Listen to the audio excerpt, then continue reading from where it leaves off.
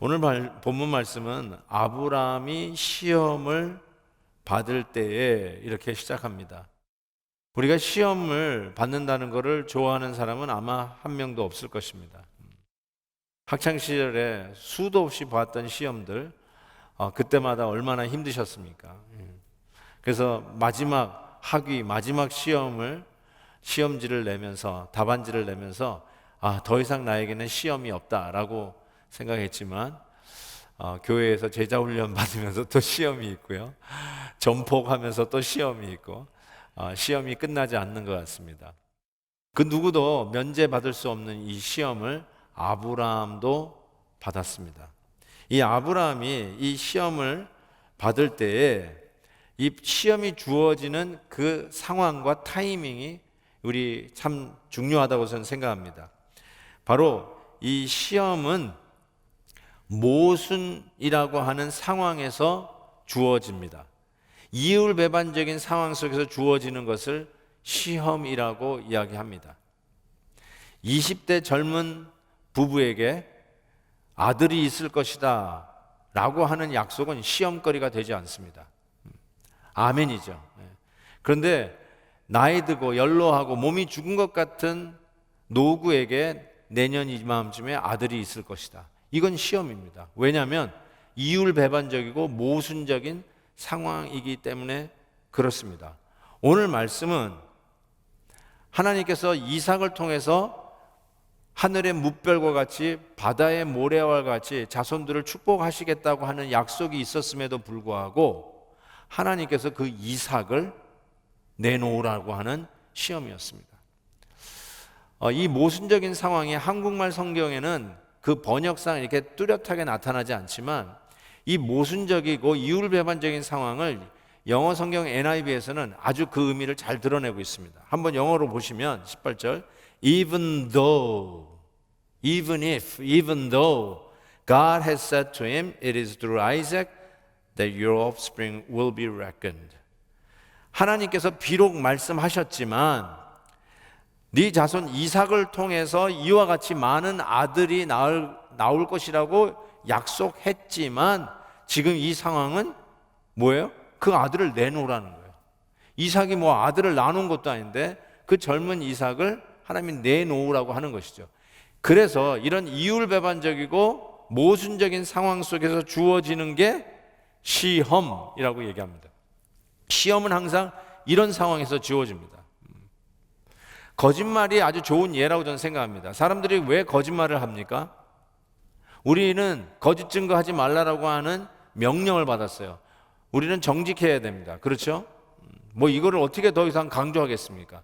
근데 우리는 정말 시도 때도 없이 거짓말을 합니다. 왜 거짓말을 할까? 정직하게 말하는 것보다 거짓말을 하는 것이 지금 내가 닥친 이 순간을 모면할 수 있는 더 지혜로운 방법이라고 생각하기 때문에 거짓말을 하는 거예요.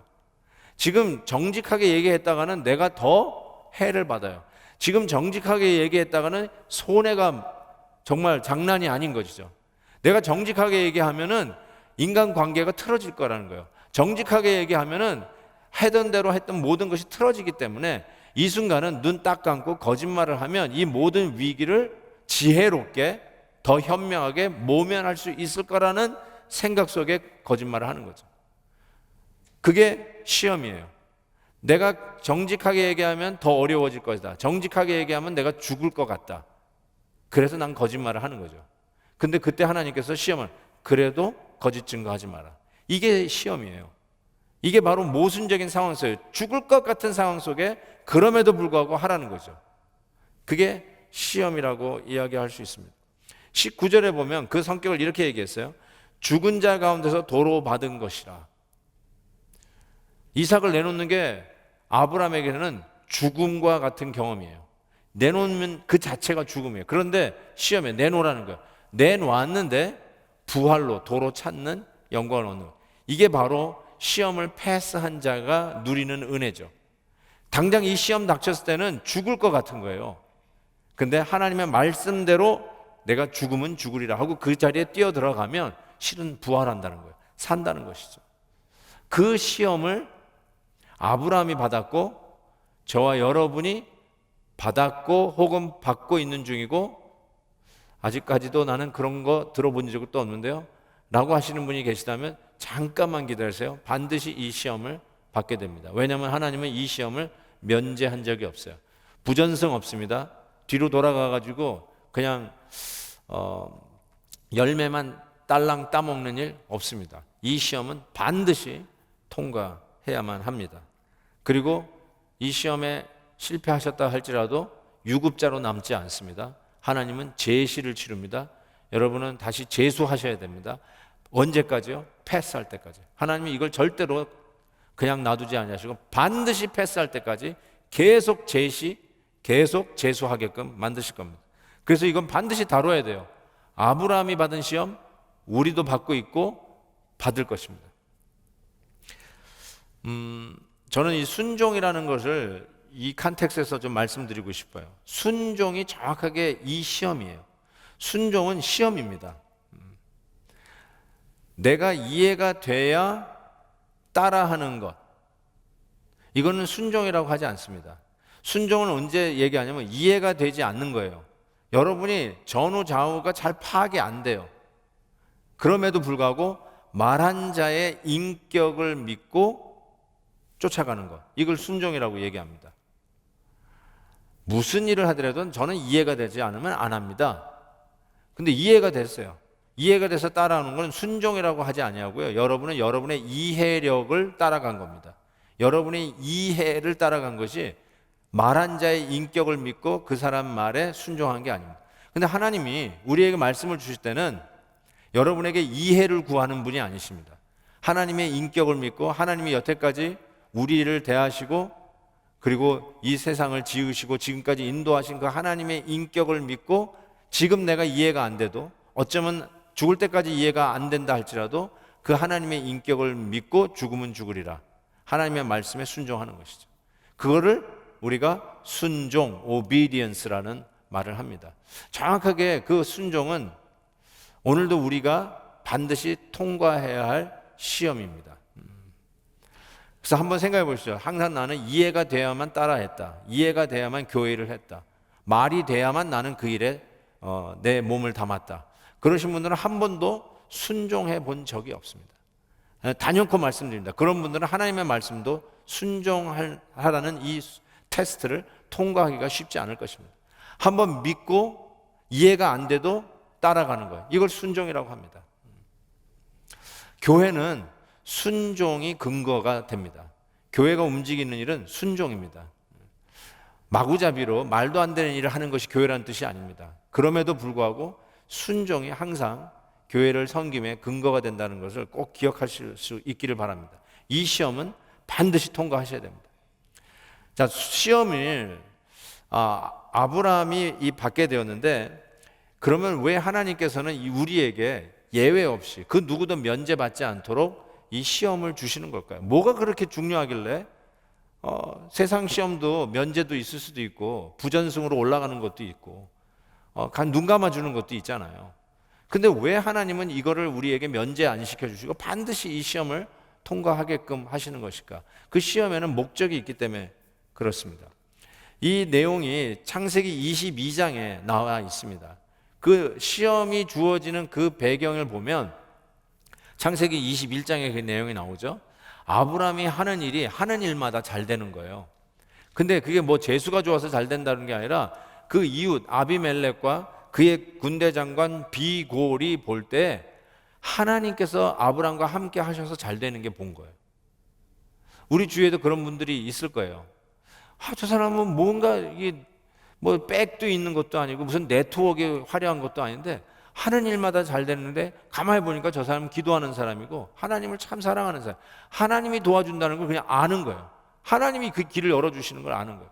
그래서 이 아비멜렉이 아브라함에게 와가지고 소위 불가침 협약, 불가침 조약을 맺자고 그래요. 우리가 저 사람 건드렸다면 큰일 날 뻔했어요. 그래서 서로 안 건드리기. 그래서 아브라함이 사는 부엘사바까지 찾아와서 부엘사바에서 언약을 맺습니다. 잘 되는 상황이에요. 모든 것이 형통한 상황이에요. 바로 그때에 바로 그걸 배경으로 창세기 22장 하나님이 시험 문제를 출제하십니다. 이렇게 나와요. 그 일 후에 하나님이 아브라함을 시험하시려고 그를 불렀다라고 이야기합니다. 자, 시험. 우리가 학창 시절에 그렇게도 별로 반기지 않았던 시험, 뭐 중간고사, 학기말고사, 졸업고사, 뭐 여러 가지도 있었겠죠. 근데 우리가 별로 달갑지는 않지만 시험을 준비하면서 실력이 늘었던 것을 우리는 기억합니다. 그렇죠? 시험이 없으면 우리는 절대로 실력이 늘지 않습니다. 그냥 뭐 일단 대학만 들어가면 무조건 졸업이다. 그러면 절대로 실력이 안 늘걸요. 근데 매 학기마다 시험을 치르면서 적정 수준의 실력으로 향상돼 가고 있는 자기 자신을 볼 거라고 저는 생각합니다.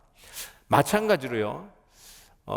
하나님이 우리에게 이 시험을 주시는 이유는 실력 향상을 위해서입니다. 우리의 영적 실력을 키우는 데 있고요. 또 한 가지는 우리의 영적 수준, 우리의 신앙의 수준을 보여주는 데 있습니다. 현재의 신앙의 현주소를 깨닫게 해주는 것. 그게 바로 시험을 보면서 우리가 알게 되는 것이죠. 시험을 봐야 내가 A 플러스 학생인지 B 학점 학생인지 C 받은 학생인지 아니면 플렁크, 페일하는 학생인지를 아는 거예요. 그 과목에 대해서 내 실력이 어느 정도인가.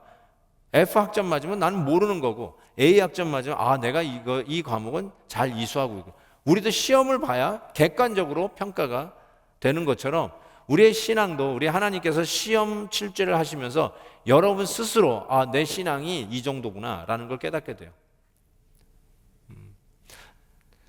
저도 이 시험을 한번 치르면요, 나는 그래도 지난 20년 동안 교회를 다닌 사람인데, 아니 나는 지금 몇 대째 신앙생활 하는데 이 시험을 딱 보면 나는 이 정도에 있다고 생각할 수 있어요. 근데 시험을 치르면서 내가 저 밑바닥이는 걸 많이 발견해요. 야, 난 믿음이 있는 줄 알았는데 믿음이 없네. 나는 3대째 신앙 가문인 줄 알아서 어느 정도 있다고 생각했는데 시험을 치르면서 야, 나는 정말 아무것도 없네. 그걸 깨닫는 거예요. 하나님께서 시험 출제를 안 하시면 여러분 몰라요. 믿음이 있는 줄 알아요. 교회 잘 다니고 있으니까 괜찮은 사람인 줄 알아요. 실력이 있는 줄 알아요. 그런데 막상 시험을 보면 여러분의 신앙 수준이 거기에 못 미치는 것을 깨닫게 되죠. 긍정적인 면에서 여러분에게 동기부여를 할 수 있는 시간이 되리라고 생각합니다. 자, 그런데 아브라함에게 낸 그런 그 시험의 출제 경향이라고 그럴까요? 그걸 좀 자세히 볼 필요가 있어요. 그래야 우리를 시험하는 목적에 대해서 우리가 알 수 있는데 17절에 이렇게 되어 있어요.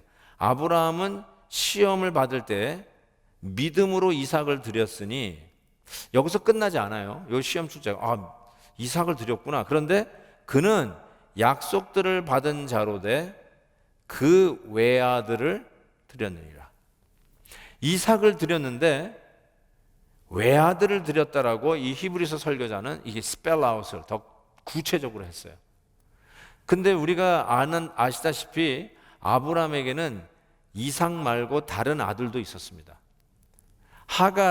사라의 몸종 하갈을 통해서 낳은 이스마엘이 있었어요. 물론 적통으로는 사라와 아브라함 사이에 나온 이삭이죠. 그렇지만 이삭을 외아들이다라고 부를 수는 없습니다. 왜냐하면 이스마엘 형이 있었던 것을 우리는 압니다. 그런데 왜 그러면 외아들이라고 얘기했을까요? 히브리서 설교자가 이스마엘이라는 인물을 몰랐을까요? 아니죠. 여기에 의미가 있고 여기에 출제 경향이 드러납니다. 시험 출제를 하는 이유는 여러분의 신앙의 현주소를 알기 위해서라고 제가 말씀드렸는데, 어떤 현주소를 얘기하냐면 여러분에게 있는 외아들을 찾아내는 거예요. 아브라함에게 있어서 다른 아들도 있었지만, 그리고 사라 이후에 그두라를 통해서 6 아들을 더 낳는다고 말씀드렸죠. 그럼에도 불구하고 아브라함에게 있어서의 이삭은 아주 특별했습니다. 그래서 이삭은 그에게 있어서 어쩌면 이렇게 얘기할 수 있어요. 전부였어요. 전부. 우리가 지금도 외아들이라는 말을 쓰잖아요. 저분은 외아들이래. 저분은 지금 2대 독자 혹은 3대 독자래. 무슨 뜻으로 와닿습니까? 소중하다는 거예요. 귀한 자손이라는 거예요. 그래서 길도 함부로 못 걷게 꼭 손 붙잡고 걷게 되고 물가에 내놓지 않습니다. 일 나면 큰일 나거든요. 독자라는 말이에요. 귀하다는 것이에요. 우리가 지금도 외아들이라는 말은 그렇게 소중하고 우리의 모든 어텐션을 주는 인물, 그 대상이라고 한다면 아브라함에게 있어서의 이삭은 다른 아들도 있었지만 아브라함에게는 이삭이 외아들이었어요. 이삭이 전부였단 말이에요. 이삭이 아니면 아무것도 아니었단 말이에요. 이삭이 그가 사는 이유였고, 이삭이 그가 내일 일어날 수 있는 이유였고, 이삭이 하루를 밝게 웃는 이유였고, 아무리 어렵고 힘든 하루를 보냈어도 이삭만 보면 그 모든 수고가 눈 녹듯이 녹아지고, 아무리 힘든 일이라도 이삭만을 위한 거라면 넉넉히 그 길을 갈 수 있는 그 에너지가 되는 사람, 바로 그게 이삭이었어요. 그런 의미에서 히브리서 설교자는 아브라함이 이삭을 바치는 거는 하나님께서 어떻게 잔인하게 인간, human sacrifice 그런 걸 드리라고 그래? 이건 말도 안 되죠. 지금 그 얘기하려고 하는 것이 아니라 아브라함의 마음속에 깊이 자리 잡고 있는 외아들, 독자, 그거 내놓으라는 거죠. 그거에 대한 테스팅이었죠. 저는 죄는 우리 SIN, 죄에 묻어있는 DNA가 하나 있는데, 그 어떤 DNA가 있냐면 유도 기술 DNA가 있어요. 이게 뭐 제가 만들어낸 말 같은데, 유도 기술 DNA가 모든 죄에는 붙어 있어요. 그게 무슨 말이냐면, 유도 기술은 뭐 제가 유도를 하는 사람은 아니지만 아무리 체구가 작아도요, 유도하는 사람을 만만히 보면 안 돼요. 자기보다 2배나 되는 덩치를, 유도 기술을 가진 사람은 날려버려요. 아무리 작은 사람 같아도 그 힘의 역학에 어떻게 그 기술이 있어서 그 남의 그 억센 사람의 힘을 오히려 이용해 가지고 자기보다 덩치 큰 사람을 날려버린다니까요. 저는 죄에도 이런 속성이 있다고 생각해요. 죄는 아무리 작아도요, 여러분이 생각할 때 야, 이거는 그냥 무시해도 될 만한 죄야, 뭐 이것까지 가지고 죄라고 해 라고 할 수 있을지 모르겠어요. 그렇지만 죄에는 유도 기술 DNA가 있어요. 그 작고 무시할 만한 죄가 우리를 한 방에 날려보내요. 아브라함에게 있어서 이삭, 아들을 사랑하고 아들 때문에 하루를 즐겁게 살고 그 애를 위해서 내가 더 열심히 일할 수 있는 동기부여를 얻는 거, 이게 뭐가 잘못이에요? 그렇지만 그 아브라함에게 이삭은 하나님의 자리를 차지하기 시작했다는 것이죠. 하나님이 없으면 우리는 죽습니다 라고 해야 되는데, 이삭이 없으면 우리는 죽습니다. 하나님이 없으면 살 맛이 안 납니다 라고 해야 되는데, 이삭이 없으면 살 맛이 안 납니다 하면서 그 아들 사랑하고 손주를 사랑하고, 우리 할아버지 할머니들 맨 카톡 프로필 사진에 다 손주들 사진 있죠.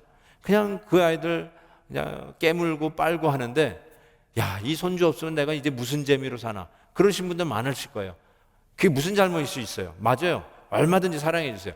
그러나 그 작은 것이 나도 모르게 하나님의 자리를 차지하고 있을 때, 야, 이젠 얘 없으면 난 못 살겠다, 얘 없으면 나는 살 가치도 없다, 내일을 살 수 있는 의미가 없다 하면서 하나님의 자리에 들어왔을 때, 이 죄가 작은 것 같지만 우리의 신앙을 송두리째 한 방에 날려버린다는 것이죠. 전 그런 의미에서 하나님은 우리의 신앙 점검을 위해서도, 너의 신앙 수준이 어디에 와 있는지를 알기 위해서도, 모든 것이 다 형통하고 하나님의 약속이 이루어지는 그 열매들을 먹고 있는 그 현장 속에서 하나님이 시험하여 아브라함을 부르심에, 하나님이 우리에게 신앙 수준을 알기 위해서 우리 안에 있는 독자, 외아들을 끄집어 내는 것이 바로 이 시험의 목적이라고 이야기할 수 있습니다. 사랑하는 성도 여러분, 여러분에게도 이삭이 있습니다. 여러분에게도 only son, 외아들이 있습니다. 그게 뭘까요? 제가 이런 시를 한번 써봤습니다. 굉장히 평이한 시인데, 여러분들에게 여러분이 가지고 있는 이 이삭, only son이 무엇일지 한번 빗대어서 생각할 수 있는 기회가 될 것 같아서 제가 오히려 이 시를 한번 이렇게 자막에 올려봤습니다. 읽어볼게요. 관심이 이삭이 되면 염려가 되고, 실망이 이삭이 되면 절망이 되고, 나랑 생각 같음, 이런 분들 참 많아요. 모든 사람이 자기하고 동의해야 돼요. 그렇죠? 나랑 생각 같음이 이삭이 되면 분쟁이 됩니다. 성격 차이가 이삭이 되면 이혼하고, 정치적 성향이 이삭 되면 원수되고, 능력이 이삭이 되면 교만하게 됩니다. 취미 생활이 이삭이 되면 쾌락주의자가 되고, 운동이 이삭이 되면 희생할 줄 모르는 이기주의자가 됩니다. 재물이 이삭이 되면 일만하게 뿌리 우상이 됩니다. 사람의 인정, 사람으로부터 인정받는 것, 이것이 이삭이 되면 비겁자가 되고, 친구가 이삭이 되면, 친구 좋아하는 분들 많죠? 친구가 이삭이 되면 패거리가 되고, 잠이 이삭이 되면, 제가 몇 분을 압니다. 죽어도 잠은 자야 된다고 하는 분이 있어요. 잠이 이삭이 되면 기도의 능력을 잃어버리는 자가 됩니다.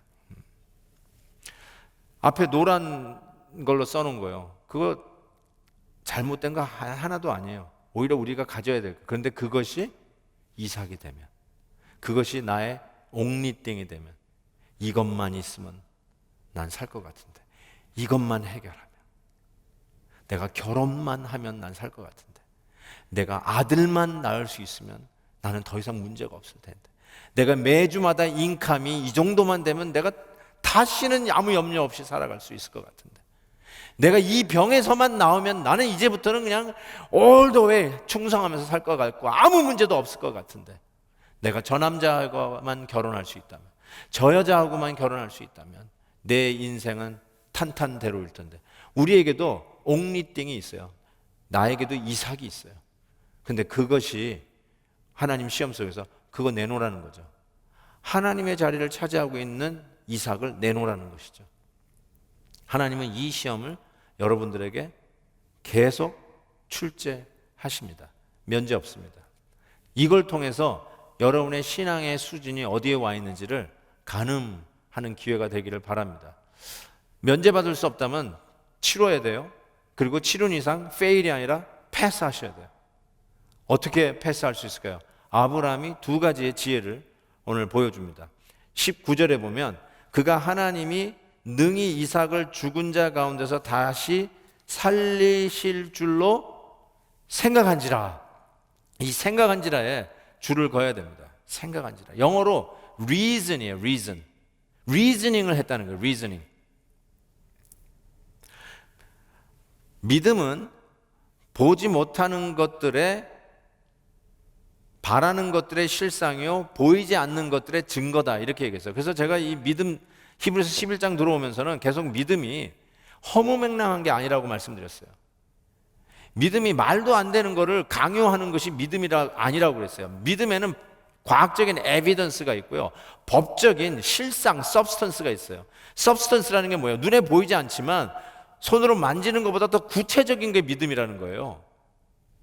바라는 것들의 실상이고 보이지는 않지만 더욱더 에비던스가 있기 때문에 이거는 너무나도 확실하다는 것이죠. 그런 의미에서 우리가 리즌을 할 수 있다는 거예요. 덮어놓고 맨 땅에 헤딩하는으로 아예 머리에 두뇌를, 브레인을 빼면 더 믿음이 좋은 것 같이 이야기하는 것은 잘못된 거고, 오히려 생각했단 말이에요. 아브라함이 어떻게 이 시험을 합격했냐고요? By reasoning.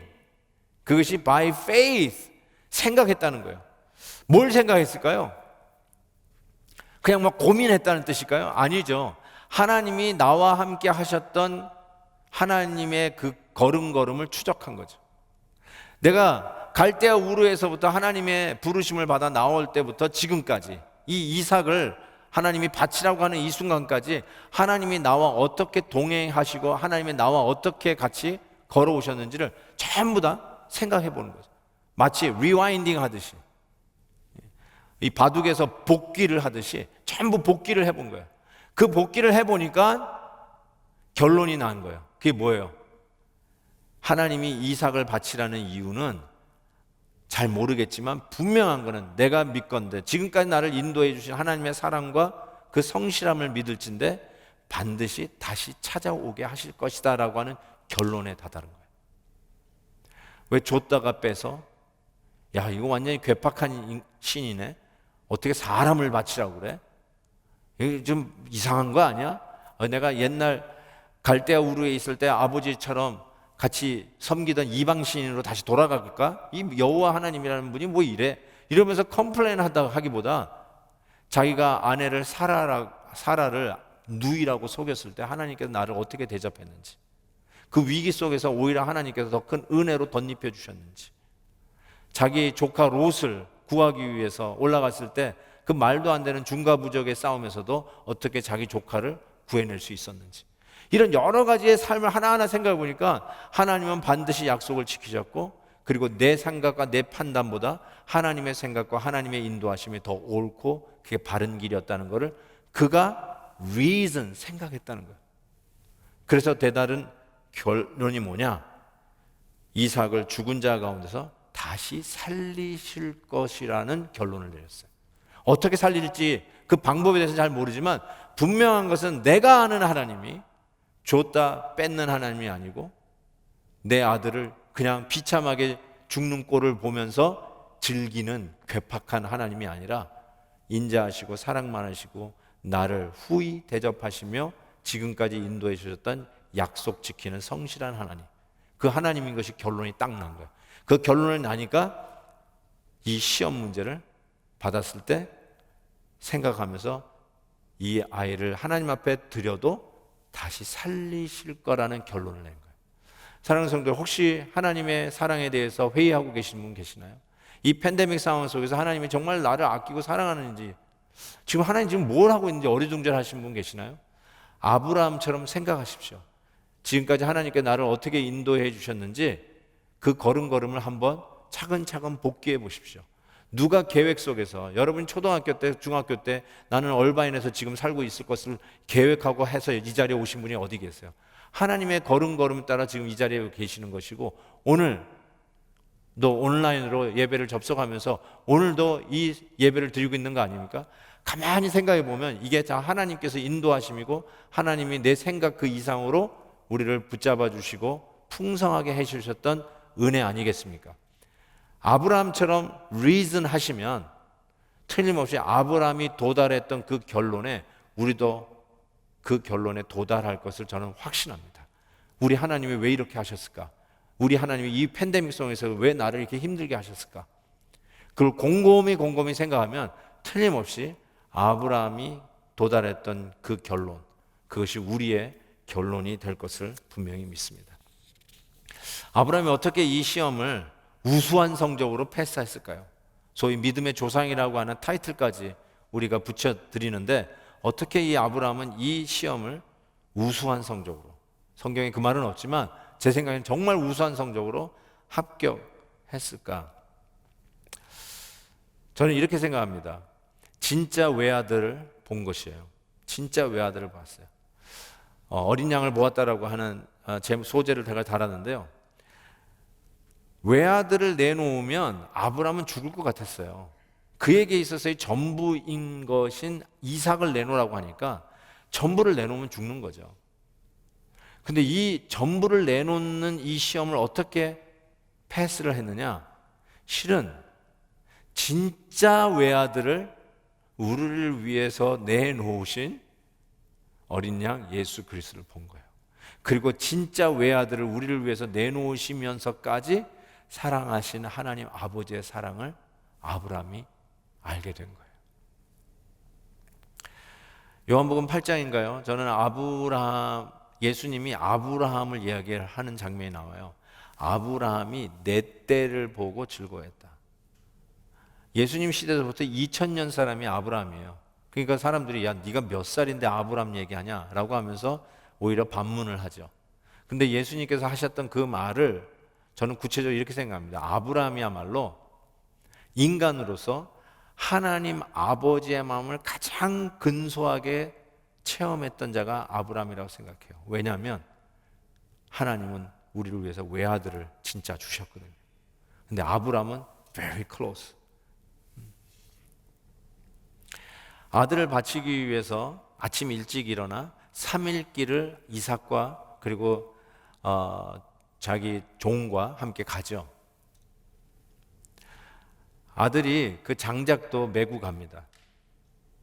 근데 이 천진난만한 이삭, 그 아들 때문에 하루가 즐겁고, 아무리 힘들어도 그 아들만 보면 눈이 다 시원해지고 골칫거리가 사라지고, 그 아들만 보면 그냥 저절로 웃음이 지어지는, 그래서 이름도 웃음을 뜻하는 이삭.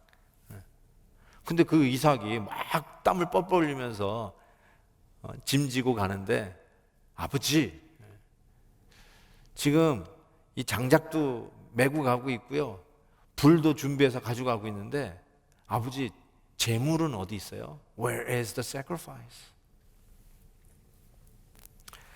저는 이 질문을 받았을 아버지 아브라함의 마음이 얼마나 새카맣게 타들어갔을까, 이런 생각만 해도 그냥 조금 울컥울컥해져요. 그것도 마음 먹으면 그런 거 있잖아요. 뭐라 그러죠? 쇳불도 당김에 빼라고. 결심한 끝에 그냥 끝내야 되는데 3일 길을 갔다고. 성경에 보니까 3일 길을 갔어. 이 천진난만 아이하고 다면서 너를 바치러 가는 그 길에 얘가 그것도 모르고 열심히 그냥 땀 뻘뻘 흘리며 가는데, 아빠, 재물은 어디 있어요? 속으로, 야, 너야 너. 근데 그 얘기는 하지 못하고 하나님이 준비하실 거야. 여호와 이레. 거기서 나오잖아요. 여호와 이레. 하나님이 준비하실 거야. 그 길을 가면서 이 아들을 내놓는 것이 3일 동안 아브라함은 죽었죠. 아버지의 마음은 새카맣게 타들어갔을 거예요. 죽은 거죠. 그런데 내가 이 아이를 내도 도로 찾게 하실 하나님을 믿고 가는 거예요. 그 길을. 그리고 그 아들을 내놓지 않습니까? 나는 그 현장도 한번 재현해 봤는데요, 15살 아들이면 다 컸어요. 115살 된 노구 할아버지 밀쳐내고 얼마든지 달아날 수 있었어요. 이 아버님이 노망이 들었나? 그리고 얼마든지 달아갈 수 있는데, 그 재물 장작 위에 아들을 묶는 거를 그냥 놔뒀어요. 아빠, 왜 그래요? 나는 그 상황을 한번 생각해 보세요. 그리고 칼을 들고 그 아들을 향해서 주여 하면서 이제 그 아들을 잡으려고 하는 순간에 갑자기 아브라함아, 아브라함아 하면서 그 아브라함의 팔을 잡죠. 창세기 22장에 나옵니다. 이렇게 돼 있어요. 사자가 이르되 그 아이에게 내 손을 대지 말라, 그에게 아무 일도 하지 말라, 네가 네 아들 네 독자까지도 내게 아끼지 아니하였으니 내가 이제야 네가 하나님을 경외하는 줄 아노라. 이제야 네가 나를 경외하는 줄 아노라. Now I know. 뭘 알았다니까? 이제야 네가 나를 경외하고 정말로 나를 사랑하는 줄 이제 알았다 하면서 패스. 하나님이 지금 패스했다라고 얘기하는 거예요. 시험 합격했다는 거예요. 아브라함이 뭘 봤을까요? 이 아들을 죽여도 하나님이 도로 찾게 하신, 하나님이 예비하신 내 아들 자리에 substitute, 대속 제물을 바치고 아들을 살려내시는 그것을, 십자가의 원리를 희미하게 바라보는 그 아브라함이 이것을 보고 넉넉히 이 시험을 이겼다는 거예요. 내가 죽을 것 같은 바로 그 이삭이 하나님 앞에 내려놓을 때 어떻게 내려놓을 수 있을까요? 정말 내 생명을 어떻게 내려놓을 수 있을까요? 나를 위해서 다 주시되 그 외아들을 주신, 그 외아들을 주신 하나님의 사랑을 바라볼 때 우리는 내가 전부라고 하는 것을 내려놓을 수 있다는 거예요. 이 시험을 통과할 수 있다는 거죠. 오늘 말씀에 그 외아들을 드렸다. 이전 한글 성경 번역에 보면 독생자를, 그 아들을 드렸다, 독생자를 드렸다고 그랬어요. 그거를 외아들로 바꿨는데 저는 이렇게 생각합니다. 왜 이전 성경엔 독생자라는 말을 썼을까? 이 독생자는 예수 그리스도에게만 붙여졌던 타이틀이잖아요. 그래서 옛날 우리 한글 번역자가, 제 생각엔 그래요. 이건 제 생각입니다. 예수 그리스도를 예표하는 바로 메시지가 여기에 담겨 있다. 그래서 아브라함은 이삭을 바쳤을 때 독생자를 바쳤다라고 번역했던 이유는 우리 하나님께서 우리에게 진짜 독생자를 주신 그 은혜를 오늘 나타내기 위한 것이라고 저는 생각합니다. 사랑하는 형제 여러분, 이제는 여러분의 차례입니다. 하나님께서 아브라함에게 이제야 네가 나를 사랑하는 줄 알았다라고 이야기하셨는데, 이제는 하나님께서 당신의 외아들 독생자 예수 그리스도를 우리에게 주신 그 은혜를 우리가 알기에 이제는 우리가 고백해야 될 때입니다. 이제야 하나님이 나를 사랑하시는 줄 알았습니다. 바로 이와 같이 우리 주 예수 그리스도 어린 양 대속의 제물을 바라다 보면서 오늘도 내 안에 있는 이삭을 내려놓는 이 시험, 내 안에 있는 오직을 내려놓는 그 시험을 넉넉히 이기시고 패스하시고 우수한 성적으로 합격할 수 있는 저와 여러분 되시기를 바랍니다. 우리 같이 이 찬송하면서 우리의 결단을 하나님 앞에 올려드렸으면 좋겠습니다. 내가 주인 삼은 모든 것 내려놓고, 어쩌면 이 내가 주인 삼은 이것이 나에게 있어서의 이삭이죠. 하나님이 테스트할 수 있는 바로 그 시험의 제목이 내 주인, 내가 주인 삼고 살아왔던 그것 내려놓는 시험이 아닐까 싶습니다. 이 찬양하면서 오늘 말씀에 받은 도전을 우리가 기도로 하나님 앞에 올려드렸으면 좋겠습니다. 내가 주인 삼은 모든 것 내려놓고 내 주 대신 주 앞에 나가 내가 사랑했던 모든 것 내려놓고 주님만 사랑해. 내가 주인 삼은 것, 내가 주인 삼은 모든 것 내려놓고 내 주 대신 주 앞에 나가 내가 사랑했던 모든 것 내려놓고 주님만 사랑해. 주 사랑 거친 풍랑에도 깊은 바다처럼 나를 잠잠케 해. 주 사랑 내 영혼의 반석 그 사랑 위에 서리. 주 사랑 거친 풍랑에도 주 사랑 거친 풍랑에도 깊은 바다처럼 나를 잠잠케 해.